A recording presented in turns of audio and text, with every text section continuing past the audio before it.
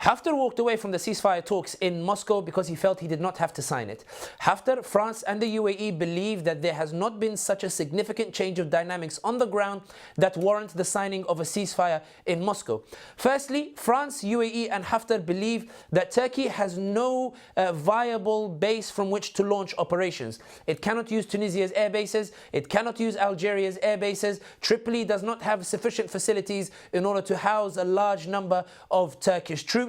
And any supplies that come from mainland Turkey will have to come through a Mediterranean laden with countries that are quite simply antagonistic towards Turkey's operations in Libya. Secondly, they believe that Turkish public opinion towards military action in Libya is actually very low in comparison to military intervention in Syria. Many Turks quite simply cannot understand why Turkey has to get involved in Libya. They do not grasp its importance. They believe it is a bid by Erdogan in order to cover up some of the domestic issues. They believe that Erdogan's domestic situation with the likes of Davutoglu, with the likes of Babacan, mean that Erdogan has more to consider with regards to his intervention in Libya. In other words, that domestic issues will limit his intervention in Libya and make him less inclined to actually send Turkish troops and risk the domestic opinion really turning against him.